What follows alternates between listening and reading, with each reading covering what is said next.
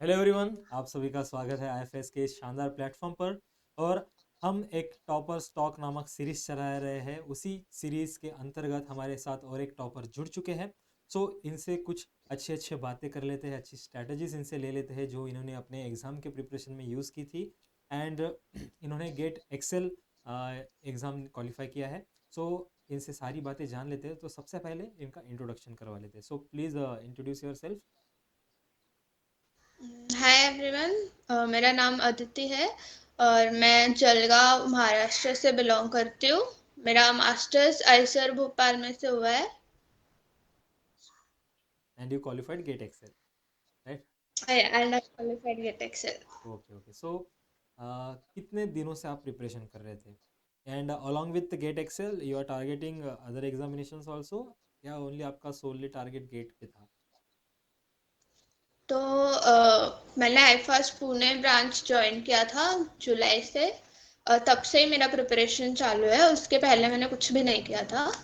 Then target तो मेरा CSIR ही था, बट उसके साथ में मेरे बाकी एग्जाम्स भी निकल गए, जैसे कि आईसीएमआर भी मेरा क्वालिफाई हो गया, टीआईएफआर भी हो गया, एंड देन गेट का भी क्वालिफाई हो गया। Very nice. मतलब आपने मास्टर्स लेने के बाद, मास्टर्स कंप्लीट होने के बाद आपने कोचिंग स्टार्ट की है? हाँ। मतलब आपने गैप लिया है, राइट? हाँ, अभी तो गैप है। सो फिर कैसा वो डिसीजन था गैप लेना? Because it's a very big step, है ना? क्योंकि आप जब मास्टर्स करके आते हो, आपके बैच में बहुत सारे कोई अलग फील्ड ले लेते हैं, कोई इंडस्ट्री में चला जाता है, कोई मतलब अर्निंग स्टार्ट कर देते हैं। So because of any peer pressure, ये आपके माइंड में आता है कि नहीं, ये सारे लोग आगे बढ़ रहे हैं, जॉब कर रहे हैं, सो मैं गैप लेना ये सही रहेगा क्या? ये आपके माइंड में ऑब्वियसली डाउट आया होगा। तो आपने कैसे टैकल किया उस माइंड सेट को? तो स्टार्टिंग में मुझे भी ऐसे था कि मतलब क्या करना चाहिए क्या नहीं करना चाहिए, मतलब ये गैप में कहीं मेरा टाइम वेस्ट ना हो जाए वगैरह ऐसे। बट मैंने आई फर्स्ट के ऑनलाइन कोचिंग्स वगैरह भी देखे थे यूट्यूब पे, तो उससे थोड़ा मुझे मतलब काफी क्लैरिटी आ रही थी लेक्चर्स में। तो मैंने सोचा कि फिर ऑफलाइन बैच ज्वाइन करके देखते हैं, फिर डिसाइड करते हैं। और फिर जब मैंने बैच ज्वाइन किया तो फिर हो ही गया। Nice, very nice. सो खाई। Yes yes yes, we are very proud of you. And आपने गेस एक्सेल चूज़ किया था पर, राइट? तो एक्सेल में आपने कौन से सब्जेक्ट चूज़ किए थे एंड व्हाई? तो मैंने एक्सेल में सब्जेक्ट चूज किए थे जूलॉजी और बायोकेमिस्ट्री। बायोकेमिस्ट्री तो केसी सर ने पढ़ाया था, तो वो मेरा पहले से डिसाइडेड था कि वो करना ही राइट है। राइट। और प्लांट प्लांट मेरा थोड़ा वीक था, तो इसके लिए मैंने जूलॉजी चूज किया। सो फिर आपने पहले से डिसाइड करके रखा है कि मुझे रिसर्च में जाना है, या फिर आप सिर्फ पीएचडी करके प्रोफेसरशिप में या लेक्चरशिप में आना चाहते हो? नहीं, मुझे अभी तो मतलब पहले मेरा डिसाइड नहीं था, बट अभी मेरा डिसाइड हो गया है कि मुझे रिसर्च ही करना है। क्योंकि जैसे क्लासरूम में वगैरह भी थे तो मैं बहुत डाउट्स वगैरह भी पूछती थी, तो मुझे पता चल गया मुझे रिसर्च ही करना चाहिए। Nice, very nice. आपको बहुत अच्छी जगह के जगह पे आके एक अच्छा आपको कुछ रियलाइजेशन हुआ कि नहीं, मुझे क्या करना है लाइफ में। एग्जैक्टली, वेरी हाँ। नाइस। सो आपने लाइफ साइंस का पढ़ाई कर लिया, सब हो गया, but what about the chemistry part?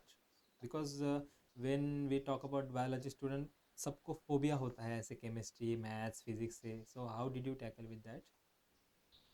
तो केमिस्ट्री का ऐसे था कि 11th 12th में हमने जितना किया है वो उसके ऊपर ही पूछते हैं, बेसिकली उससे ज्यादा तो नहीं पूछते। राइट। एंड ऑनेस्टली मैं केमिस्ट्री की कुछ पढ़ाई नहीं की थी।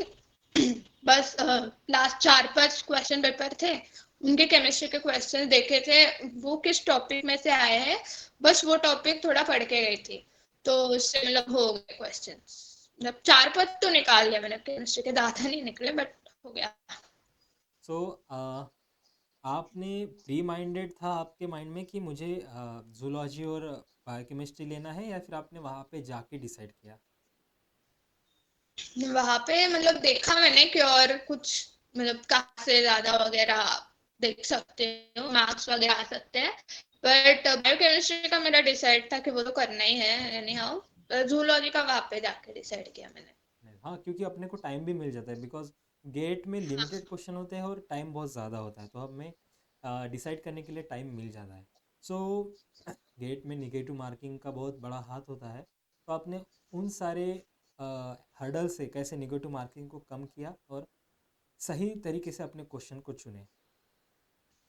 तो स्टार्टिंग में मैंने बस वही क्वेश्चंस अटेम्प्ट किए जो मुझे एकदम श्योर थे कि हाँ ये गलत तो नहीं ही हो सकते हैं। मतलब कि जैसे नोट्स वगैरह में भी हमारे क्लास में जो पढ़ाए थे बस उन पे जो डिपेंड थे, और जिनको ज्यादा टाइम वगैरह लग रहा है वो क्वेश्चंस को भी स्टार्टिंग में मैंने बिल्कुल हाथ नहीं लगाया। तो जो इजी थे एकदम फटाफट हो रहे थे वो कर लिए। देन बाकी सब्जेक्ट्स देख लिए कि उसमें कुछ हो रहा है क्या। तो वो फिर उसमें तो कुछ नहीं हो रहा था, तो मतलब ये दो सब्जेक्ट डिसाइड करने के बाद फिर पूरा टाइम इन पे फोकस किया अच्छे से।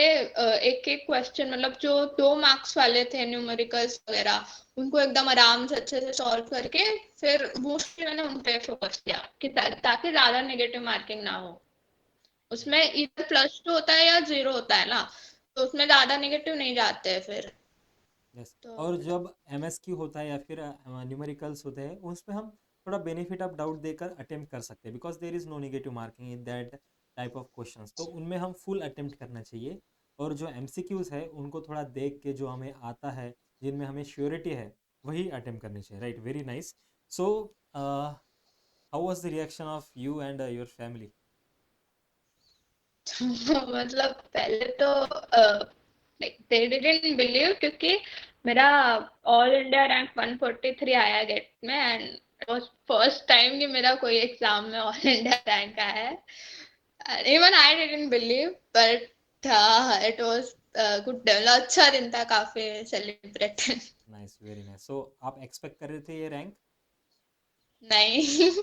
मैं तो सोच रही थी बस क्वालिफाई हो जाओ काफी है। Yes yes. अनएक्सपेक्टेड चीज़ें ही थ्रिल्स देती है, राइट? वही आपके हाँ। साथ हुआ है। अगर आप एक्सपेक्ट करते थे तो आप टॉप 1000 में भी नहीं आते थे शायद, अनफॉर्चुनेटली। बट आपने बस एग्ज़ाम दी है, अपने एफर्ट्स के साथ दी है, but you did not expect the results. तो वैसे ही करना है, हाँ। बस आपको मेहनत करना है ना? रिजल्ट्स अपने हाथ में नहीं है।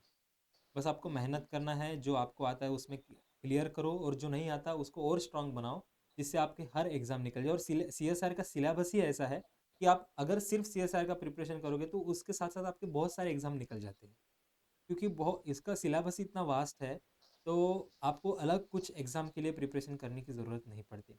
सो आपने बहुत डेडिकेशन के साथ और बहुत अच्छे तरीके से प्रिपरेशन किया है, इसलिए इतना रैंक आया है। ओके। आपका उस पर ध्यान नहीं था कि रैंक कितना आएगा, इसलिए वो इतना रैंक अच्छा है। अगर आपका ध्यान होता उस पर कि मुझे रैंक चाहिए, मैं टॉप 100 में आना चाहती हूँ, फिर आपका रैंक पे ही ध्यान होता, पढ़ाई पे ध्यान नहीं होता। आपने पढ़ाई पे ज़्यादा ध्यान दिया है, इसलिए आपका रिजल्ट ऐसे आया है। एंड आप इन सारे प्रिपरेशन में पीवाई क्यूज को कहाँ स्टैंड रख करोगे? पीवाई क्यूज को किस प्लेस पे रखोगे? पीवाईक्यूज तो मस्ट है, उसके बिना तो आई डोंट थिंक मैं मतलब क्वेश्चन भी अच्छे से सॉल्व कर पाती श्योरिटी के साथ में। मतलब जब भी हमने क्लासरूम स्टार्ट किया था, क्लासरूम वाला बैच, तो सर ने बोला था कि लेक्चर्स करने हैं, वो अच्छे से होने के बाद में तुरंत पीवाईक्यूज करने हैं, और वो मैंने एग्जैक्टली वैसे के वैसे फॉलो किया।